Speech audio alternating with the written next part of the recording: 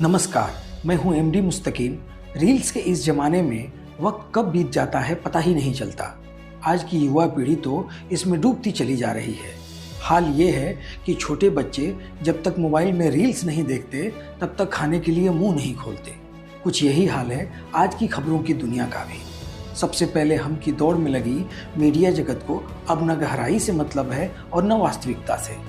Mobile खोलते ही notifications की बाढ़ से दिमाग झल्ला जाता है और खबर पढ़ने की बजाय क्लियर और बटन दबाना उचित लगता है।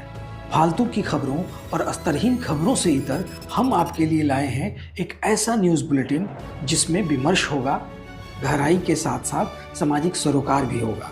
तो चलिए शुरू करते हैं द रूट्स न्यूज़ की खास पेशकश साप्ताहिक हलचल।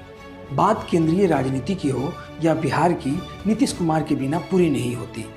सन 2014 में जब एनडीए की तरफ से नरेंद्र मोदी को प्रधानमंत्री के लिए नामित किया गया था, तब नीतीश कुमार ने मोदी की मुस्लिम विरोधी छवि और गुजरात दंगों के कारण अपना पाला झाड़ लिया था। अभी 2024 चल रहा है और नीतीश कुमार उसी नरेंद्र मोदी के केंद्रीय सरकार का हिस्सा है। चुनावी नतीजा कुछ इस तरह से रहा कि नीतीश कुमार किंग मेकर की भूमिका में आ गए और अब यह हाल है कि नीतीश कुमार प्रधानमंत्री मोदी के पैर छूते नहीं आगाते। नीतीश कुमार ने मोदी सरकार 3.0 के पहले बजट में ही बिहार के लिए 58,900 करोड़ रुपए लपक लिए। 2014 से लेकर 2024 तक नीतीश कुमार ने इन 10 वर्षों में अपनी सरकार चलाने और अपनी महत्वाकांक्षा के लिए न जाने कितनी बार अपना पाला बदला होगा। इस गली से उस गली फिरते हुए नीतीश कुमार कभी इंडिया गठबंधन में आए तो कभी एनडीए की तरफ भागे। मुख्यमंत्री बने रहने के लिए उन्होंने कभी राजद का हाथ थामा तो कभी भाजपा का। उनकी इसी करतूत से लोग उन्हें पलटू चाचा और कुर्सी कुमार बुलाते हैं। तमाम राजनीतिक उठापटक और खेल के बावजूद कुछ क्षेत्रों को अगर छोड़ दिया जाए तो नीतीश कुमार ने बिहार के लिए अच्छा काम किया है। गली गली तो सड़कें निर्मित हुई ही हैं, बिजली की स्थिति भी काफ़ी बेहतर है और महिला सशक्तिकरण के मामले में तो बिहार ने पूरी दुनिया के सामने एक नज़ीर पेश किया है। ऐसा नहीं है कि बिहार के बाहर लोग नीतीश कुमार को पसंद नहीं करते, लेकिन कई बार नीतीश कुमार ने खुद को राष्ट्रीय पटल पर पेश करने की कोशिश की। उन्होंने शराब नीति का खूब प्रचार प्रसार किया, दूसरे राज्यों को भी शराबबंदी के पक्ष में लाने की कोशिश की। और बिहार में नीतीश सरकार का ये हाल है कि यहाँ पूर्ण शराबबंदी है। सरकारी महकमा इस जुगत में लगा है कि शराब की तस्करी न हो। गली गली शराब की खाली पड़ी बोतलें और फ्रूटी की चूस ली गई खाली पाउच शराबबंदी की दास्तां बयां कर रही हैं। शिक्षा विभाग में भी काफ़ी बदलाव देखने को मिल रहा है। बीपीएससी के माध्यम से लाखों शिक्षकों की बहाली के बाद सरकार नियोजित शिक्षकों को राज्यकर्मी का दर्जा देने जा रही है।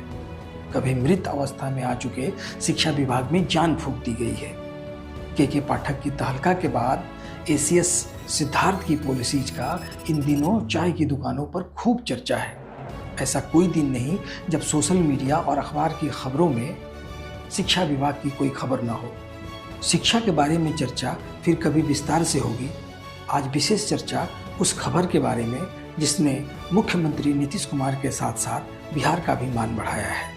भले ही मेन स्ट्रीम मीडिया में Bihar women's Asian hockey champions trophy की वह चर्चा नहीं है जो होनी चाहिए थी, लेकिन फिर भी पूरी दुनिया की नज़र बिहार पर टिकी हुई है। भले ही बिहार और बिहारी दोनों की उपस्थिति राष्ट्रीय खेलों में शून्य के बराबर हो, लेकिन बिहार ने मुख्यमंत्री नीतीश कुमार के नेतृत्व में एक बड़ा कदम आगे बढ़ाया है।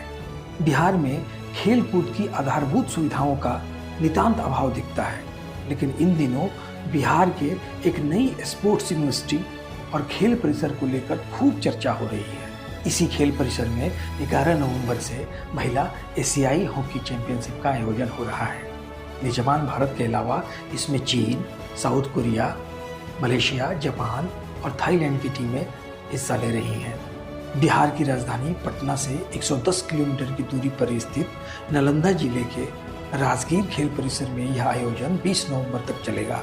अक्टूबर 2018 में राज्य के नालंदा के राजगीर में 90 एकड़ में राजगीर खेल परिसर बनना शुरू हुआ था। नालंदा विश्वविद्यालय की तर्ज पर इसमें एक्सपोज ब्रिक का इस्तेमाल किया गया है। 750 करोड़ की लागत से बन रहे इस खेल परिसर में खेल अकादमी, खेल विश्वविद्यालय और अंतर्राष्ट्रीय क्रिकेट स्टेडियम भी बन रहा है। इस कैंपस में फुटबॉल, हॉकी, तैराकी, तीरंदाजी, basketball, handball, lawn tennis, cycling, kabaddi, judo और तलवारबाजी सहित कुल 23 खेलों के लिए इंडोर और आउटडोर स्टेडियम बनेंगे। शुरुआत तो काफ़ी अच्छी है, लेकिन अभी हॉकी चैंपियनशिप के लिए जो टीमें यहाँ आई हैं उनको गया में ठहराया गया है। वहाँ से आने जाने में ही लगभग 1 से 2 घंटे लग जा रहे हैं। तो सवाल ये है कि क्या खेल परिसर बना देना ही काफ़ी है, या फिर नालंदा, राजगीर को अंतर्राष्ट्रीय, राष्ट्रीय स्तर के खिलाड़ियों के हिसाब से विकसित करने की ज़रूरत है।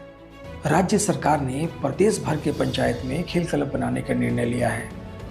खेल क्लब बनाने के अलावा सरकार ने खेल छात्रवृत्ति और मेडल लाओ, नौकरी पाओ योजना की भी शुरुआत कर दी है। खेल प्राधिकरण के महानिदेशक रविंद्रन शंकरन बताते हैं कि हमने सिर्फ 2 महीने में ही 71 खिलाड़ियों को नौकरी दी है। उनके मुताबिक बिहार पहला ऐसा राज्य है जहां खिलाड़ी राष्ट्रीय, अंतर्राष्ट्रीय स्तर से मेडल जीत कर लाएंगे, पोर्टल पर अपलोड करेंगे और उन्हें उनकी उपलब्धि के हिसाब से नौकरी दे दी जाएगी।